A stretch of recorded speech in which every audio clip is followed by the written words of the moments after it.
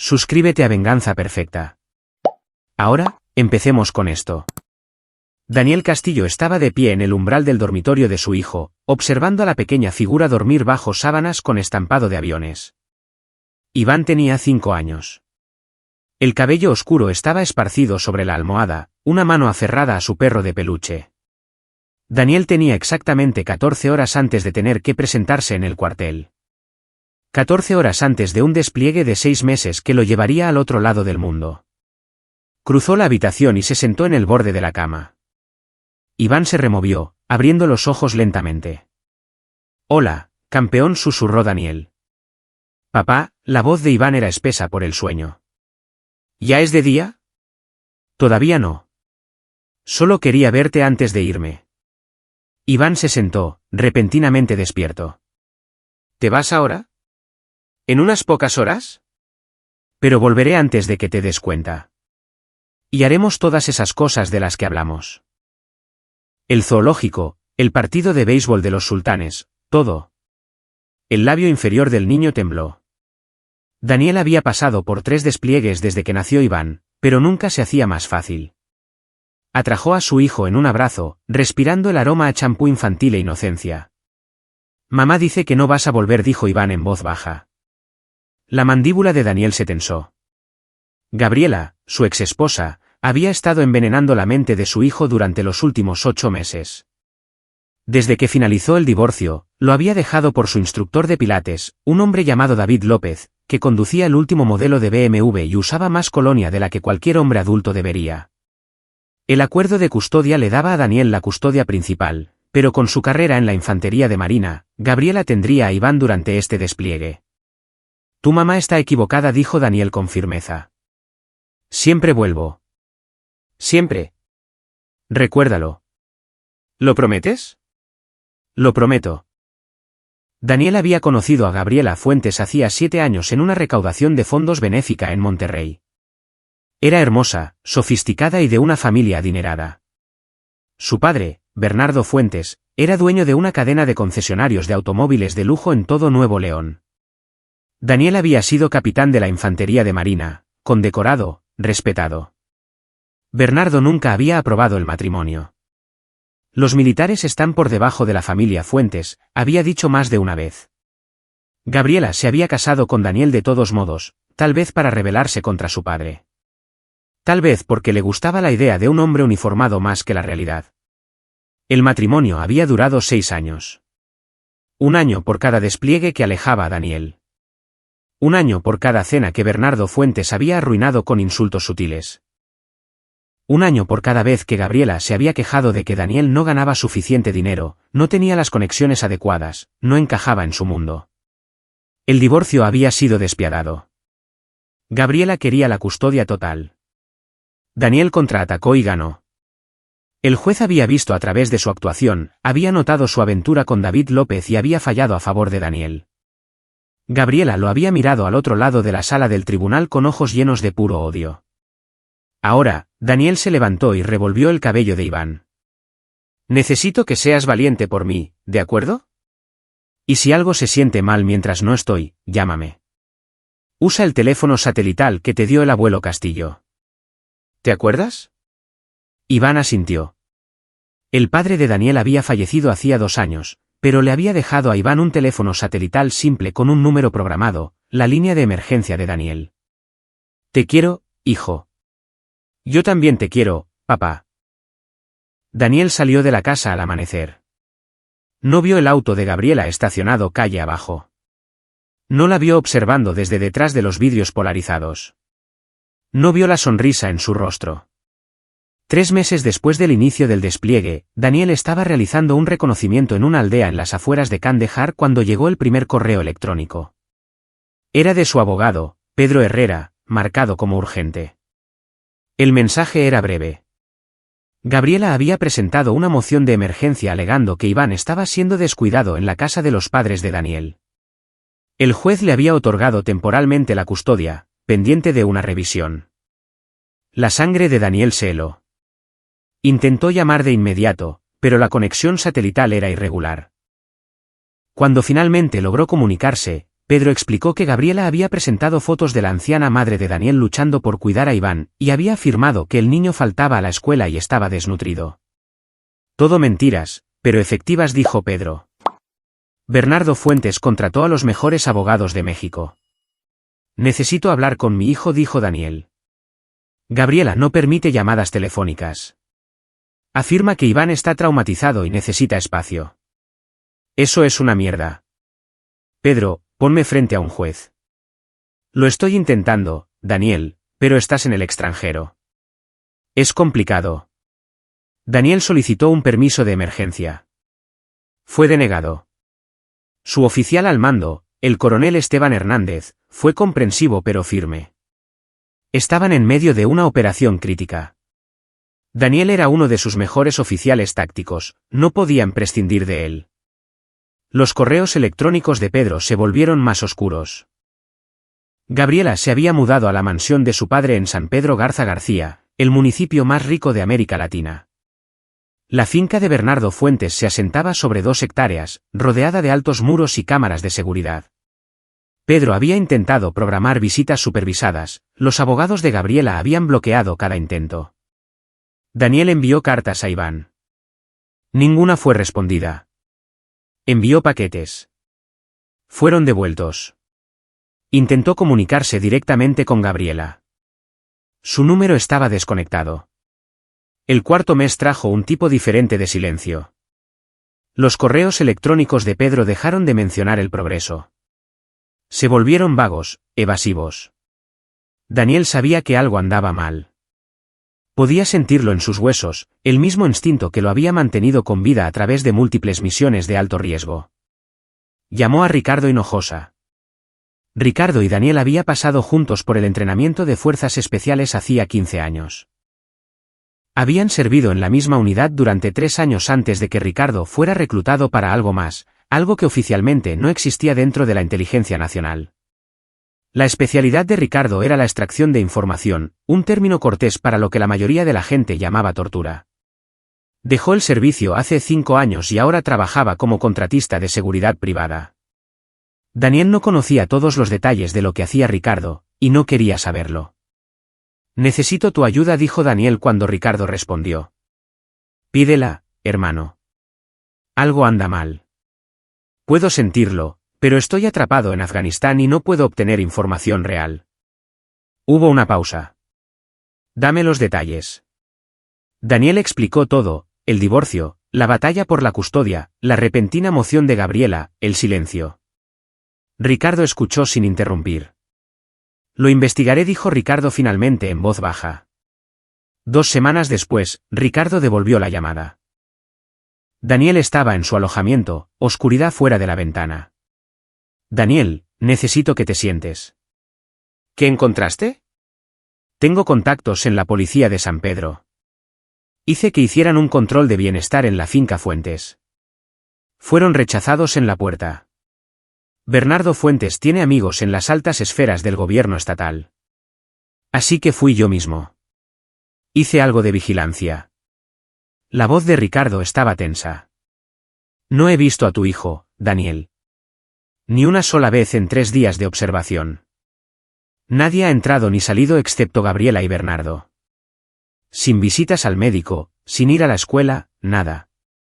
La mano de Daniel apretó el teléfono con tanta fuerza que crujió. ¿Dónde está? No lo sé, pero voy a averiguarlo. La llamada llegó un martes, en el 6º mes del despliegue. Daniel estaba entrenando a fuerzas aliadas cuando el coronel Hernández lo apartó. El rostro del coronel estaba pálido. Daniel, tienes que venir conmigo. Caminaron hacia el centro de mando. 2 oficiales de la policía militar estaban esperando. Un oficial jurídico, un capellán. Daniel lo supo. Antes de que alguien hablara, lo supo. Capitán Castillo, comenzó el oficial jurídico, lamento informarle que su hijo, Iván Castillo, fue declarado muerto ayer en el Hospital Universitario de Monterrey. La habitación se inclinó. Daniel escuchó las palabras, pero no tenían sentido. Muerto. Iván, su niño, el que amaba los aviones y los perros de peluche y los dibujos animados de los sábados por la mañana.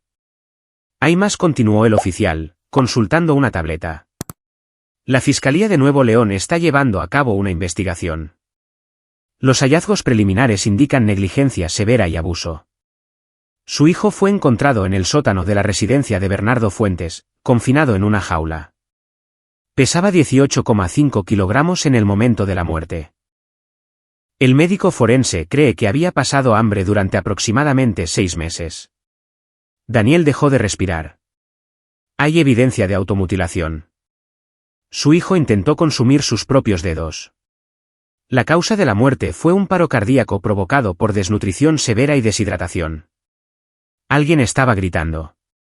Daniel se dio cuenta de que era él. Se lanzó hacia adelante y los policías militares lo atraparon. Luchó contra ellos, ciego de rabia y dolor, hasta que el coronel Hernández le agarró la cara. Daniel. Daniel, mírame. Daniel se centró en los ojos del coronel. Gabriela Fuentes y Bernardo Fuentes han sido arrestados, dijo Hernández. Están bajo custodia. El sistema legal se encargará de esto. ¿El sistema legal? La voz de Daniel era un carraspeo. Torturaron a mi hijo hasta la muerte. Lo sé. Y pagarán. No lo suficiente. Lo que sea que reciban no será suficiente. A Daniel le dieron un permiso de emergencia. Lo llevaron de regreso a México, en un borrón de aviones de carga y rostros comprensivos. Ricardo Hinojosa lo recibió en el aeropuerto de Monterrey. Ricardo parecía más viejo, más duro. Apretó el hombro de Daniel y no dijo nada. No había nada que decir.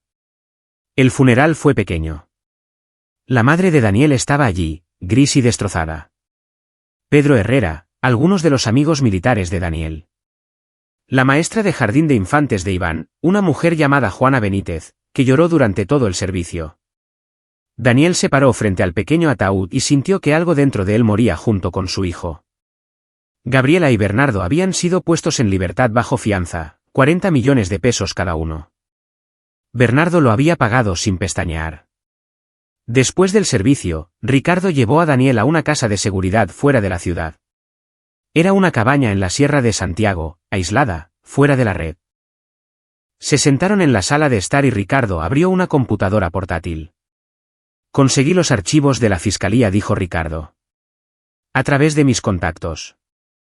Necesitas ver esto. Daniel miró las imágenes de vídeo. Cámaras de seguridad del sótano de Bernardo. El primer clip mostraba a Gabriela llevando a Iván, de 5 años, escaleras abajo. El niño estaba confundido, asustado. La jaula estaba en un rincón, una perrera, de apenas 1,2 metros por cada lado. Entra, dijo Gabriela en el vídeo. ¿Mami? Porque eres un niño malo. Los niños malos son castigados. Quiero a mi papá. El rostro de Gabriela se contrajo de rabia. A tu papá no le importas. Te abandonó. Ahora entra en la jaula. El vídeo saltó hacia adelante, días, luego semanas. Gabriela traía comida en una bandeja. Pollo, verduras, pan. Se sentaba frente a la jaula y comía lenta y deliberadamente mientras Iván lloraba y suplicaba. A veces Bernardo estaba con ella. ¿Se reían? Realmente se reían. Daniel vio a su hijo deteriorarse. Lo vio volverse más delgado, más débil. Vio cómo la luz se apagaba de sus ojos. En los vídeos finales, Iván ni siquiera reaccionaba cuando Gabriela bajaba las escaleras. Simplemente yacía en una jaula, apenas moviéndose. Ricardo cerró la computadora portátil. Hay más, pero ya has visto suficiente. Daniel permaneció sentado en silencio durante mucho tiempo. Cuando finalmente habló, su voz era fría y plana. El informe policial dice que Gabriela traía comida a diario. Se la comía delante de él. Sí. Durante 6 meses. Sí. Daniel miró a Ricardo. Están libres bajo fianza. Viviendo en la casa de Bernardo en San Pedro bajo arresto domiciliario. Monitoreo electrónico. Dijiste que te especializas en extracción de información. Ricardo lo miró a los ojos. Sí. Quiero que sufran. No el sufrimiento de la prisión. Sufrimiento real. Del tipo que rompe a la gente. Daniel. Torturaron a mi hijo hasta la muerte. Ricardo. Le hicieron pasar tanta hambre que intentó comerse sus propios dedos. Tenía 5 años. Ricardo guardó silencio por un momento. Luego se levantó y caminó hacia la ventana, mirando hacia las montañas. Lo que voy a decir no sale de esta habitación, dijo Ricardo finalmente. Conozco gente que puede hacer que las cosas sucedan. Gente que no hace preguntas. Te escucho. El sistema legal les dará quizás 20 años. Con buen comportamiento y los abogados de Bernardo, saldrán en 12. Vivirán en una prisión de mínima seguridad o incluso logren prisión domiciliaria por edad. Tendrán libros, televisión, 3 comidas al día. Envejecerán. Tal vez incluso sientan lástima por sí mismos. Se harán las víctimas.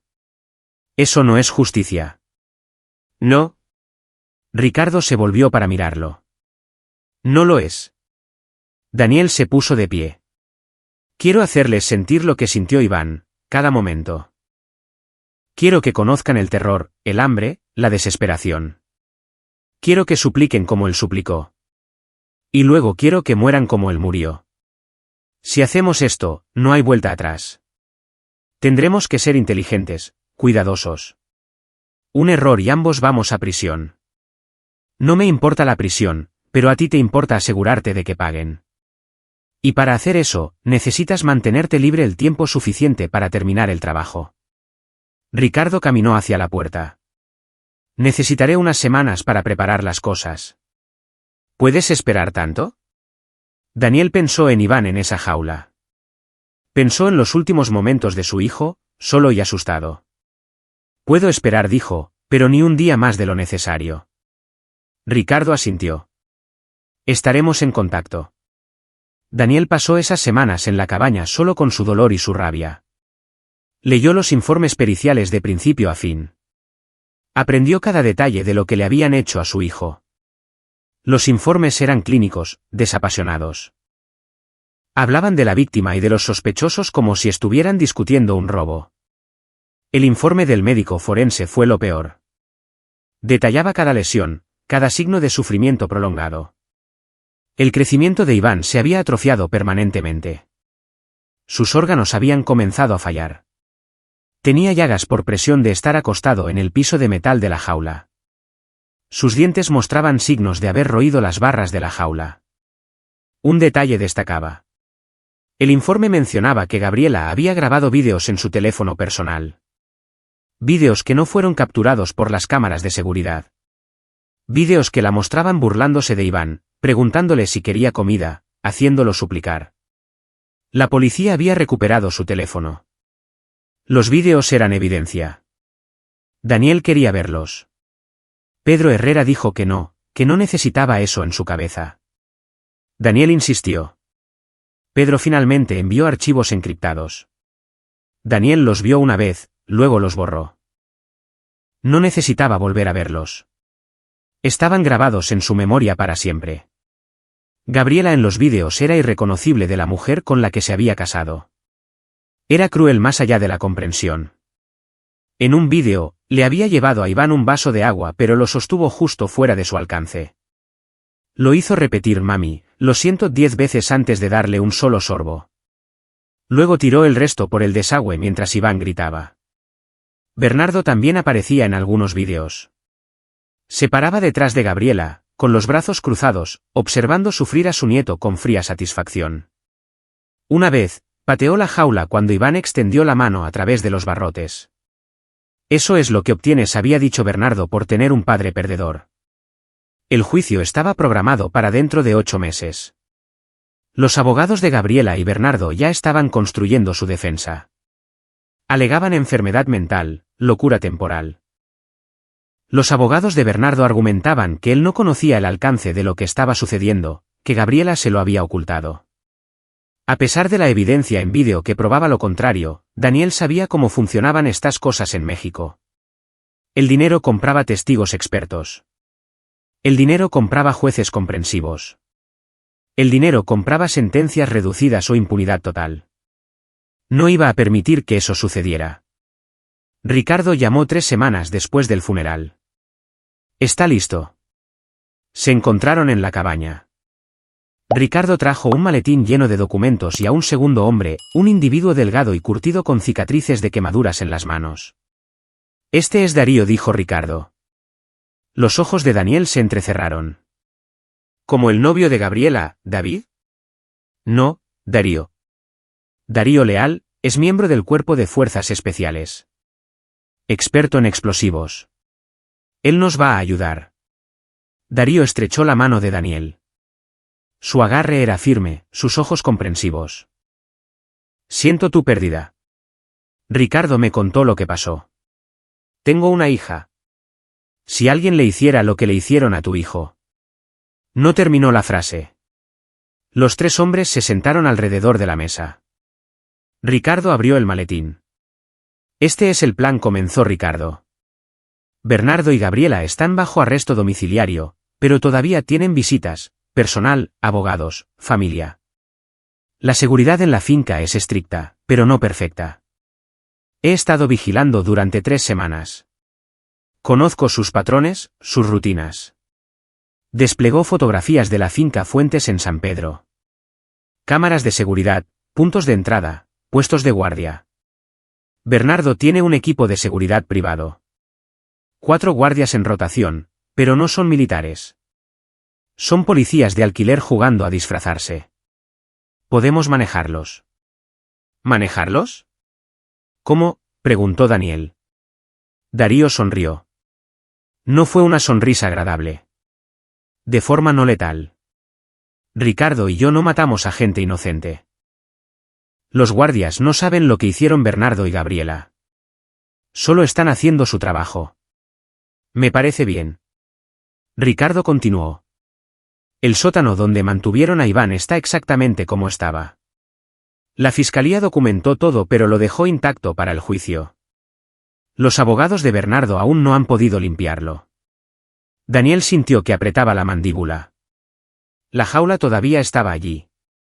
El lugar donde había muerto su hijo. Vamos a llevarlos allí, dijo Ricardo en voz baja. Y vamos a darles exactamente lo que le dieron a Iván. 6 meses. Durarán. No, no tenemos 6 meses. El juicio comenzará antes de eso. Tenemos tal vez 12 semanas antes de que las cosas se compliquen demasiado. Ricardo sacó un calendario con fechas marcadas en rojo. Los atrapamos en 2 semanas. Eso nos da 10 semanas. 10 semanas para hacerles entender lo que hicieron. Darío se inclinó hacia adelante. Necesitaremos organizar una invasión doméstica. Hacer que parezca un secuestro que salió mal, algo lamentablemente común aquí. Bernardo guarda mucho dinero en efectivo en la casa. Lo tomaremos para que parezca creíble. Los guardias informarán que hombres enmascarados los dominaron, agarraron a Bernardo y Gabriela y desaparecieron. Para cuando la policía responda, estaremos a kilómetros de distancia con nuestros objetivos. ¿A dónde los llevamos?, preguntó Daniel. Ricardo sonrió sombríamente. La finca de Bernardo tiene una segunda propiedad, un rancho de caza en la sierra, rumbo a Galeana, a unos 100 kilómetros. Ha estado en litigio durante 2 años, atada en disputas legales.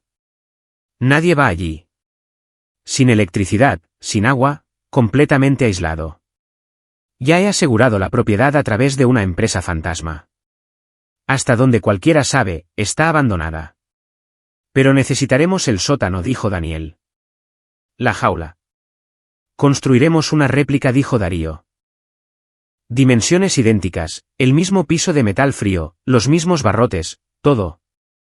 Daniel sintió que algo oscuro y hambriento se desplegaba en su pecho. ¿Cuándo empezamos? La planificación tomó 12 días. Ricardo y Darío trabajaron con precisión militar. Mapearon cada paso, cada contingencia. Adquirieron equipo, gafas de visión nocturna, bridas, sedantes, un camión de carga refrigerado para transportar a Bernardo y Gabriela sin ser vistos. Daniel aportó su propia experiencia. Había sido oficial táctico durante 12 años. Sabía cómo planificar operaciones, cómo anticipar problemas, Pero esto era diferente a cualquier cosa que hubiera hecho en el servicio. Esto era personal. Esto era la justicia que el sistema legal no podía entregar. Ricardo manejó la vigilancia. Había instalado cámaras alrededor de la finca Fuentes, escondidas en árboles y cajas de servicios públicos. Rastreó los horarios de los guardias al minuto. Sabía cuándo visitaban los abogados, cuándo llegaban las entregas de comida, cuando pasaba Gladys, la madre de Gabriela. Darío construyó la jaula.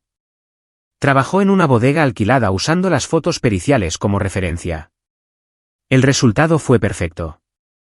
Una perrera de metal de 1,2 metros con una puerta con bisagras y un candado. Construí dos de ellas, una al lado de la otra. Una para Bernardo, una para Gabriela, explicó Darío. Podrán verse sufrir el uno al otro tal como vieron a Iván. La noche de la operación estaba despejada y sin luna. Daniel, Ricardo y Darío vestían equipo táctico negro, con las caras cubiertas. Estacionaron el camión refrigerado a medio kilómetro de la finca Fuentes y se acercaron a pie. Los guardias cambiaban de turno a medianoche. Ricardo lo había cronometrado perfectamente. Entraron a la finca a través de un punto ciego en la cobertura de la cámara, una sección de pared cerca de la entrada de servicio que estaba bloqueada por árboles. El primer guardia cayó sin hacer ruido. Ricardo usó un dardo tranquilizante, del tipo usado para animales grandes. El guardia se desplomó en el suelo. Lo ataron con bridas y lo movieron detrás de un arbusto. El segundo guardia estaba haciendo rondas cerca de la casa de la piscina. Darío lo tomó por detrás, con el brazo alrededor de la garganta en una llave de sueño. El guardia luchó durante 5 segundos, luego quedó inerte. Otro juego de bridas. Los guardias 3 y 4 estaban dentro de la casa monitoreando las transmisiones de seguridad en el despacho de Bernardo. Ricardo forzó la cerradura de la puerta lateral. Se movieron a través de la mansión en silencio. Daniel lideraba el camino, su entrenamiento militar tomando el control. Se sentía tranquilo, concentrado. Esto era para lo que había sido entrenado. Irrumpieron en el despacho simultáneamente. El dardo tranquilizante de Ricardo atrapó a un guardia en el cuello. Daniel placó al otro, con la mano sobre la boca del hombre, apretando el punto de presión en su cuello hasta que se desmayó. Aseguraron a ambos guardias y desactivaron el sistema de seguridad. El dormitorio de Bernardo estaba en el segundo piso, ala este. Gabriela tenía una habitación separada en el ala oeste. Incluso en libertad bajo fianza, no podían soportar la compañía del otro. Daniel fue por Gabriela. Ricardo y Darío tomaron a Bernardo. Gabriela estaba dormida cuando Daniel entró en su habitación. El espacio estaba decorado en blancos y plateados, costoso y frío. Revistas de moda estaban apiladas en una mesita de noche junto a un frasco de pastillas para dormir. Daniel se paró sobre su cama. Mirando a la mujer que había asesinado a su hijo, se veía pacífica, bien alimentada, cómoda.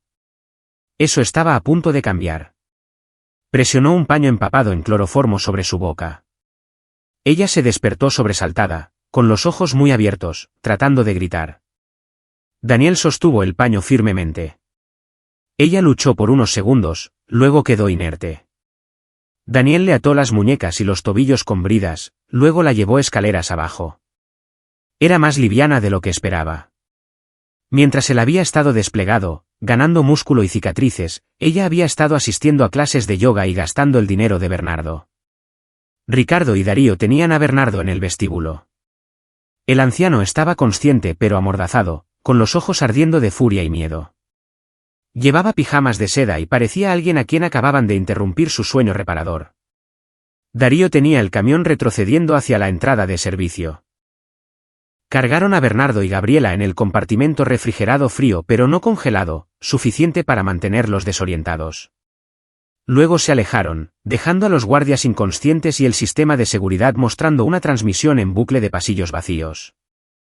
Para cuando los guardias despertaron y llamaron a la policía estatal, Daniel y su equipo estaban a 60 kilómetros de distancia. El rancho de caza se encontraba al final de un camino de terracería sinuoso rodeado de pinos y silencio, en lo profundo de la sierra. El edificio había sido lujoso una vez. Bernardo lo había usado para retiros de negocios y viajes de caza. Ahora era un cascarón, ventanas rotas, techo hundido, pero el sótano estaba intacto. Darío había pasado 2 semanas preparándolo. Las jaulas estaban instaladas una al lado de la otra. Una silla plegable estaba frente a ellas. Una pequeña estufa de campamento en la esquina. Un gabinete cerrado lleno de suministros. Llevaron a Bernardo y Gabriela escaleras abajo. Gabriela estaba empezando a despertarse, haciendo sonidos confusos detrás de su mordaza. Bernardo estaba completamente consciente ahora, debatiéndose contra sus ataduras. Daniel le quitó la mordaza a Bernardo primero. ¿Sabes quién soy?, preguntó Daniel. El rostro de Bernardo estaba morado de rabia. Eres hombre muerto. ¿Tienes idea de quién soy? ¿De lo que puedo hacerte? Conozco al fiscal, conozco al gobernador. Pregunté si sabes quién soy. Bernardo entrecerró los ojos, el reconocimiento amaneciendo lentamente. ¿Daniel? Así es, Bernardo. Tu yerno, el padre de Iván. La expresión del anciano cambió de ira a algo parecido al cálculo. Ahora escucha, Daniel, sé que estás molesto. Lo que le pasó a Iván fue trágico, pero Gabriela, ella estaba enferma. Tenía depresión posparto. Le afectó. Daniel lo golpeó fuerte. La cabeza de Bernardo se echó hacia atrás y la sangre brotó de su nariz. No, dijo Daniel en voz baja. No me insultes con mentiras. He visto los vídeos. Todos ellos. No fuiste una víctima. Participaste. Lo disfrutaste. Se volvió hacia Gabriela. Ella estaba despierta ahora, mirándolo con ojos muy abiertos y aterrorizados. Él le quitó la mordaza. Daniel, por favor, susurró. Por favor, lo siento. Estaba enferma. Necesito ayuda. Yo. Vas a recibir ayuda, dijo Daniel. La misma ayuda que le diste a nuestro hijo. Asintió a Ricardo y Darío. Abrieron las jaulas. No, dijo Gabriela. No, no, no. La forzaron a entrar en la primera jaula. Ella luchó, gritando, pero no era rival para la fuerza de Darío. La puerta se cerró con un estruendo. El candado hizo clic. Bernardo entró en la segunda jaula. Tomó a los 3 luchar para meterlo dentro. Maldijo y amenazó, invocando abogados, policía y amigos poderosos del narcotráfico y la política. Nada de eso importaba aquí. Cuando ambas jaulas estuvieron cerradas, Daniel acercó la silla plegable y se sentó. Esto es lo que va a pasar, dijo. Van a quedarse en esas jaulas por el tiempo que yo decida. Tal vez sean 6 meses como Iván. Tal vez sea menos. Tal vez sea más. Eso depende de ustedes. Esto es una locura, gritó Bernardo. No puedes hacer esto. Ya lo estoy haciendo. Daniel se inclinó hacia adelante. Mataron de hambre a mi hijo. Lo hicieron suplicar por comida. Lo vieron sufrir y se rieron. Así que ahora voy a verlos sufrir. Y les prometo, no me reiré. No lo disfrutaré, pero me aseguraré de que entiendan exactamente lo que hicieron. Gabriela estaba llorando, el rímel corriendo por su cara. Daniel, por favor. Amo a Iván. Yo era su madre. Las madres no torturan a sus hijos hasta la muerte. Ricardo y Darío se dirigieron arriba. Tenían trabajo que hacer, cubrir huellas, establecer coartadas. Daniel se quedaría aquí solo con sus prisioneros. Miró a Gabriela y Bernardo en sus jaulas. Se veían pequeños, patéticos. ¿Bien? ¿Lloraba Iván cuando estaba en la jaula?, preguntó Daniel. Gabriela no respondió. Solo sollozó. Te hice una pregunta. Sí, susurró. Lloraba. ¿Lo consolaste? Ella negó con la cabeza. ¿Lo hizo Bernardo? Otra negación con la cabeza. Daniel se levantó. Entonces no esperen consuelo de mí. Caminó hacia la estufa de campamento y comenzó a preparar la cena. El olor a comida cocinándose llenó el sótano. Gabriela y Bernardo observaban, su hambre ya comenzando. Daniel comió lentamente. Aprendió eso de los vídeos. La crueldad no estaba solo en la inanición, estaba en el recordatorio de lo que no podían tener. Cuando terminó, lavó su plato y apagó la luz. El sótano se sumió en la oscuridad absoluta de la sierra. Buenas noches, dijo Daniel. Duerman bien. Detrás de él, Gabriela comenzó a gritar. La primera semana fue psicológica. Daniel aparecía a intervalos irregulares, a veces 2 veces al día, a veces no aparecía en 30 horas. Traía comida y la comía frente a ellos, tal como Gabriela había hecho con Iván. No hablaba mucho. Solo los observaba deteriorarse. Bernardo se quebró primero. En el 5.º día, comenzó a suplicar, disculparse, ofrecer dinero. Daniel lo ignoró. Gabriela duró hasta el 7.º día. Luego comenzó a hablar de Iván, tratando de justificar lo que había hecho. Daniel había sido un mal esposo. Iván había sido un niño difícil. Bernardo la había presionado. Las excusas brotaban entre sollozos. Daniel escuchó todo sin expresión. Cuando terminó, se levantó y se fue sin decir una palabra. La segunda semana trajo deterioro físico. Bernardo, a los 71 años, era menos resistente que Gabriela. Desarrolló llagas por estar acostado en el piso de metal. Sus manos temblaban cuando las extendía a través de los barrotes suplicando agua. Daniel le daba sorbos, tal como Gabriela había hecho con Iván. Medidos, controlados, nunca suficiente. Gabriela gritó hasta quedarse ronca. Cuando no le quedó voz, simplemente miró a Daniel con ojos llenos de odio y miedo. Reconoció esa mirada. La había visto en los vídeos de Iván. Semana 3. Bernardo intentó negociar. Por favor, Daniel, confesaré. Le contaré todo a la fiscalía. Me aseguraré de que Gabriela reciba cadena perpetua. Solo déjame salir. Iván no pudo negociar su salida, dijo Daniel. Te daré dinero. Millones de dólares. Lo que quieras. Tengo cuentas en el extranjero. No quiero tu dinero, Bernardo. Quiero que entiendas lo que hiciste. Entiendo. Entiendo. Lo juro por Dios. Daniel negó con la cabeza. No, todavía no. Pero lo harás. Para la 4ª semana, ambos habían perdido un peso significativo. Daniel medía sus porciones cuidadosamente.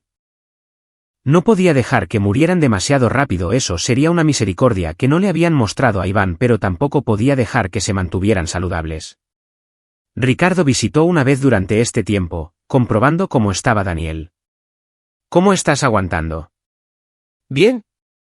Daniel, has estado aquí abajo durante un mes. Te ves terrible. Me siento bien. Ricardo lo estudió. Recuerda por qué estamos haciendo esto. Por Iván. No porque quieras convertirte en un monstruo. Sé lo que estoy haciendo. ¿Lo sabes? Ricardo señaló las jaulas. Porque desde donde estoy parado, esto parece que te está consumiendo. Daniel miró a los ojos de su amigo. Bien. Deja que me consuma. Cuando esto termine, cuando estén muertos, no me importa lo que me pase. Iván no querría esto para ti. Iván está muerto por culpa de ellos. La voz de Daniel resonó por el sótano. En sus jaulas, Gabriela y Bernardo se estremecieron. Murió solo, aterrorizado y en agonía.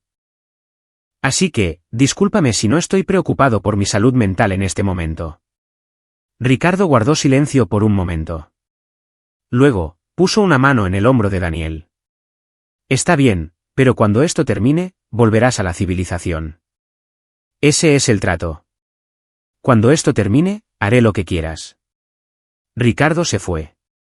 Daniel volvió a su vigilia. La 5ª semana trajo alucinaciones. Gabriela comenzó a hablar con personas que no estaban allí. Tenía conversaciones con su madre, con su instructor de pilates, con Iván. Una vez, gritó que Iván estaba en la jaula con ella, que estaba tratando de morderla. Daniel observó y no dijo nada. La condición física de Bernardo empeoró. Desarrolló fiebre. Su respiración se volvió laboriosa. Daniel le dio solo el agua suficiente para mantenerlo con vida. Solo la comida suficiente para mantener su corazón latiendo. Por favor, susurró Bernardo una noche. Lo siento. Lo siento mucho. Solo déjame morir. Iván no pudo morir rápido, dijo Daniel. Tú tampoco. Semana 6. Gabriela intentó un enfoque diferente. Se volvió dócil, complaciente. Agradecía a Daniel por los pequeños sorbos de agua. Preguntaba sobre su despliegue, su vida, cualquier cosa para crear una conexión humana. Daniel reconoció la manipulación. La había visto en interrogatorios con cárteles. No respondió. Entonces, una noche, cambió de táctica nuevamente. Todavía te amo. Sabes, nunca dejé de hacerlo. Si me dejas salir, podríamos empezar de nuevo. Podríamos tener otro hijo, un nuevo comienzo. Daniel la miró fijamente. ¿Realmente crees que soy tan estúpido? Su rostro se desmoronó. Lo estoy intentando. ¿Qué quieres de mí? Quiero que sientas lo que sintió Iván. Cada momento. Lo hago. Lo siento. No puedo soportar esto más. Iván tampoco pudo soportarlo, pero lo soportó durante 6 meses. Tú solo has estado aquí 6 semanas. Ella gritó entonces, un sonido de pura desesperación. Daniel se dio la vuelta y subió las escaleras. La semana 7 trajo el primer intento de autolesión. Daniel encontró a Bernardo tratando de cortarse las muñecas en un borde afilado de la jaula. Daniel quitó el borde afilado y envolvió las muñecas de Bernardo en gasa. Sin escapes fáciles, dijo Daniel. Bernardo solo lloró. Semana 8. Darío visitó con suministros. Echó un vistazo a Daniel y frunció el ceño. Jesús, hombre. Necesitas comer más. Te estás consumiendo. Estoy bien. No, no lo estás. Te estás convirtiendo en un prisionero tanto como ellos. Daniel no discutió. Tal vez era cierto. Dormía en el sótano la mayoría de las noches ahora, en un catre en la esquina. Soñaba con Iván. A veces eran buenos sueños, jugando a la pelota, leyendo cuentos antes de dormir. A veces eran pesadillas, viendo a su hijo en la jaula, incapaz de ayudar. Se despertó de una de esas pesadillas para encontrar a Gabriela mirándolo. ¿Sueñas con él?, también dijo ella en voz baja. Daniel no respondió. Lo veo, continuó ella. Aquí adentro, se para junto a mi jaula y me mira. No dice nada. Solo mira. Estás alucinando. Tal vez. O tal vez él realmente está aquí. Tal vez quiere ver lo que nos estás haciendo. Daniel se levantó y caminó hacia su jaula. Si el fantasma de Iván está aquí, espero que vea todo. Espero que sepa que les estoy haciendo pagar. Los ojos de Gabriela se llenaron de lágrimas. ¿Crees que esto es lo que él querría? ¿Crees que querría que su padre se convirtiera en esto? Daniel se agachó, a la altura de su cara. Creo que querría que su madre entendiera lo que hizo. Creo que querría que su abuelo sintiera el miedo que él sintió. Y creo que querría que pagaran por ello. Estamos pagando. Hemos estado pagando desde el día en que murió. No. Han tenido miedo de las consecuencias legales. Eso no es lo mismo que pagar. Semana 9. Bernardo dejó de hablar. Simplemente yacía en su jaula, con los ojos abiertos, apenas moviéndose. Daniel revisaba su pulso regularmente. Todavía vivo, apenas. Gabriela había comenzado a roer sus dedos. Daniel había visto el comienzo de eso en la semana 8, pero no la había detenido. Ahora se había roto la piel, sangre en sus manos, igual que Iván en esos últimos días. Daniel sintió que algo se rompía dentro de él cuando lo vio. No simpatía, algo peor. Satisfacción. Finalmente estaban entendiendo. Se sentó frente a las jaulas y habló por primera vez en días. Iván intentó comerse sus dedos al final. ¿Sabías eso? Gabriela levantó la vista, con los ojos muy abiertos y angustiados. El informe del médico forense decía que se los mordió hasta el hueso. Tenía tanta hambre, estaba tan desesperado, que intentó consumirse a sí mismo. ¿Te imaginas ser un niño de 5 años y tener tanta hambre? Para, susurró Gabriela. ¿Por qué? No paraste cuando él suplicó. No paraste cuando lloró. Comiste delante de él y te reíste. Lo sé. Sé lo que hice. ¿Lo sabes? ¿Realmente lo entiendes ahora? ¿El terror, la desesperanza? Ella estaba sollozando. Sí. Sí, lo entiendo. Por favor, Daniel. Por favor, simplemente termina con esto. Daniel se puso de pie. Ya casi estamos allí. Solo un poco más. Llegó la semana 10. Daniel había estado viviendo en el sótano durante más de 2 meses. Había perdido 10 kilos. Sus ojos estaban hundidos, su barba descuidada. Ricardo pasó de nuevo, esta vez con Pedro Herrera. El juicio comienza en 3 días, dijo Pedro. La fiscalía busca la pena máxima, pero sin los acusados. Están aquí, dijo Daniel rotundamente. Pedro parecía incómodo. Daniel, soy tu abogado. No puedo ser parte de esto. Entonces vete. Lo haré. Pero primero, necesito decirte que la policía encontró evidencia en el rancho de Bernardo. Saben que alguien ha estado allí recientemente. Están investigando la zona de la sierra. Daniel sintió una punzada fría de miedo. ¿Cuánto tiempo tenemos? Tal vez una semana. Tal vez menos. Encontrarán este lugar eventualmente. Ricardo dio un paso adelante. Daniel, necesitamos terminar esto ahora. Daniel miró las jaulas. Bernardo estaba inconsciente, respirando superficialmente. Gabriela se mecía de un lado a otro, con los brazos envueltos alrededor de sí misma. Tienes razón, dijo Daniel. Es hora. Esa noche, Daniel se sentó frente a las jaulas una última vez. Había tomado una decisión. No podía dejar que murieran lentamente como lo había hecho Iván. No porque merecieran misericordia, sino porque el tiempo se había acabado. Gabriela. Bernardo. Despierten. Bernardo no se movió. Gabriela lo miró con ojos muertos. Quiero que sepan algo, dijo Daniel. Las últimas palabras de Iván. Según el informe de la fiscalía, ¿dónde está papá? ¿Dónde estás? Me llamó a mí. No te llamó a ti, Gabriela. Llamó al padre que intentaste borrar. El rostro de Gabriela se contrajo. No. Murió pensando que lo había abandonado. Eso es lo que le dijiste, ¿no? Que no me importaba. Que no iba a volver. Lo siento. Demasiado tarde para sentirlo. Daniel sacó una jeringa. Esta es una dosis masiva de sedante. Suficiente para detener tu corazón en unos 5 minutos. Indoloro, pacífico, más misericordia de la que le mostraron a mi hijo. Los ojos de Gabriela se abrieron de par en par. ¿Nos vas a matar? Sí. La policía lo sabrá. Encontrarán nuestros cuerpos. No, no lo harán.